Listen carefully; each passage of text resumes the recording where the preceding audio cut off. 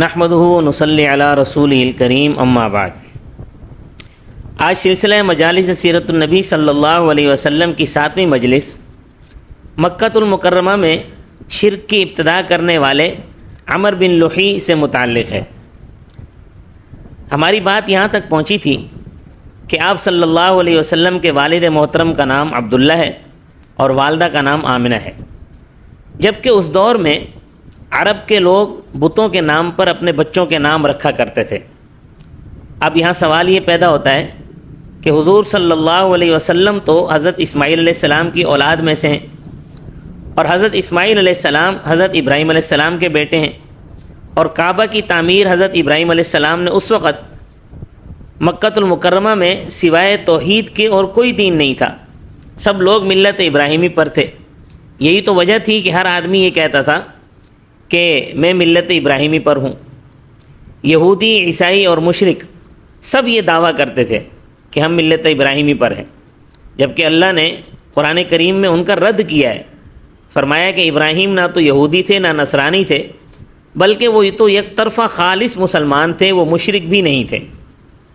اللہ تعالیٰ نے فرمایا کہ ابراہیم علیہ السلام نہ تو یہودیت پر تھے نہ نصرانیت پر تھے، وہ تو دین حق پر تھے، دین اسلام پر چلنے والے تھے، اور وہ مشرک نہیں تھے۔ عمر بن لحی، جس کا اصل نام ربیعہ بن حارث تھا، عرب کا مشہور قبیلہ بنو خزاعہ، یہ اسی کی نسل سے ہے۔ یہ مکۃ المکرمہ کا بہت بڑا سردار تھا، اس کی بات مانی جاتی تھی۔ مکہ میں اس کی بات ایسے مانی جاتی تھی کہ اس کی بات ٹالنے کا کسی کو تصور بھی نہیں تھا۔ یہ عمر بن لحی شام کے علاقے میں تجارت کے لیے گیا، وہاں ایک قوم رہتی تھی عمالقہ۔ اس نے دیکھا کہ عمالقہ کے پاس بت ہیں، بتوں کی مختلف شکلیں ہیں، کوئی مردوں کی، کوئی عورتوں کی، کوئی بت سونے کا، کوئی چاندی کا، کوئی پتھر کا، کوئی مٹی کا۔ تو عمر بن لحی نے ان سے پوچھا کہ یہ کیا ہے؟ عمالقہ نے کہا کہ یہ ہمارے خدا ہیں، ہمارے الہ ہیں۔ عمر بن لحی کے دماغ میں پتہ نہیں کیا بات آئی، اس نے کہا بھائی ایک دو بت مجھے بھی دے دو تاکہ میں ان کو مکۃ المکرمہ لے جاؤں اور ہم بھی اس کو کعبۃ اللہ میں رکھیں۔ چنانچہ مکۃ المکرمہ میں سب سے پہلا بت عمر بن لحی لے کر آیا۔ اس بت کا نام تھا حبل۔ اس نے سارے مکہ والوں کو بتایا کہ ہمیں تو خدا مل گیا ہے، پہلے ہم خالی گھر کی عبادت کر رہے تھے، اب سب اس کی عبادت کریں گے۔ اس طرح لوگوں نے، مکہ والوں نے مکہ کی سرزمین پر بتوں کی عبادت شروع کر دی۔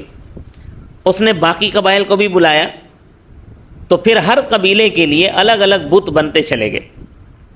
اس طرح مرکز وحدانیت مکۃ المکرمہ شرک اور بت پرستی کی آماج گاہ بن گیا۔ حضور اقدس صلی اللہ علیہ وسلم نے فرمایا اول من بدل الدین عمر بن لحی، کہ سرزمین مکۃ المکرمہ میں سب سے پہلے اللہ کے دین میں تحریف کرنے والا اور شرک کی ابتدا کرنے والا عمر بن لحی بدبخت تھا۔ اللہ نے اس سے سزا بھی دی۔ حضور صلی اللہ علیہ وسلم نے فرمایا کہ مجھے دکھایا گیا ہے کہ وہ اپنی آنتیں جہنم میں گھسیٹ رہا ہے۔ آج کے درس سے ہمیں 3 سبق ملتے ہیں۔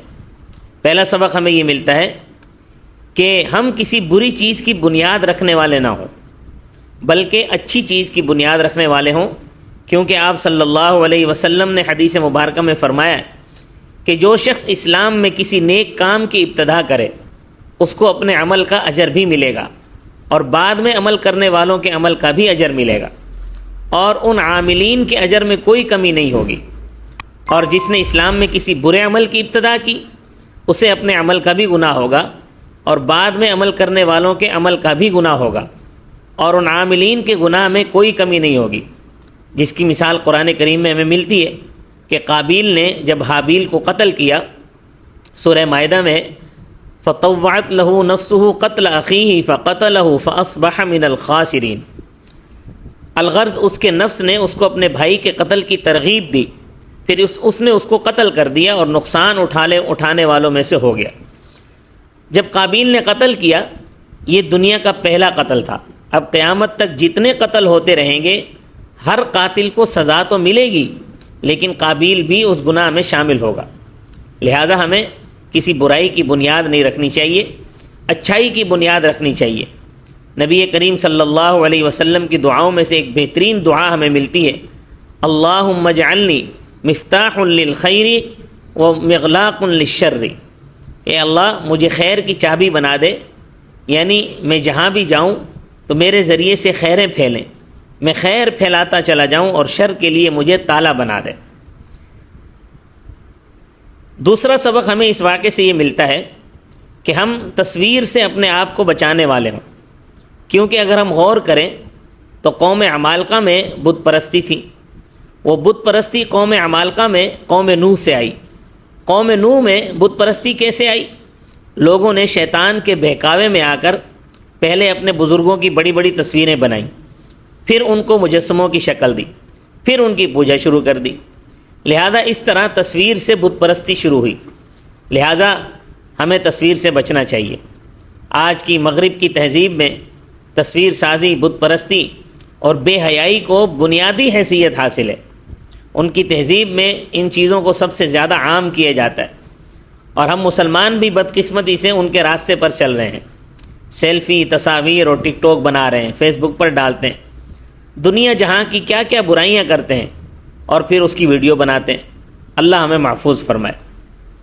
تیسرا سبق ہمیں یہ ملتا ہے کہ جب دین کے رہنما قوم کے اندر نہ رہیں تو قوم کی گمراہی کے اسباب بڑھ جاتے ہیں۔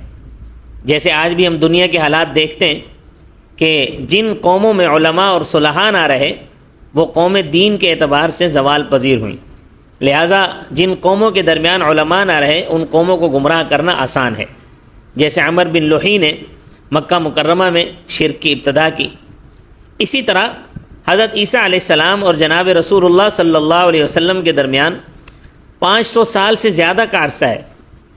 تو لہٰذا اس وقت دینی اعتبار سے کوئی رہنما مکہ مکرمہ کی سرزمین پر نہیں تھا، جس کی بنا پر عمر بن لوحی نے لوگوں کو بت پرستی پر لگایا اور گمراہ کیا۔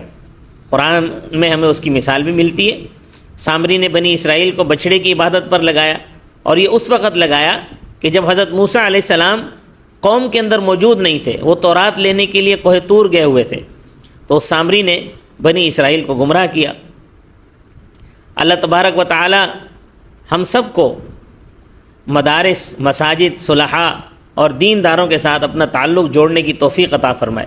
ہمارا دین محفوظ ہوگا تو ہماری آخرت بھی درست ہوگی۔ اگر ہم علماء سے، صلحاء سے، مساجد سے اور دینداروں سے دور رہیں گے تو گمراہی کا شکار ہو جائیں گے، جس طرح آج ساری کفریہ اور بے دین لوگوں کی کوشش ہے کہ لوگوں کو علماء سے دور کر دو تو پھر ان کو گمراہ کرنا آسان ہے۔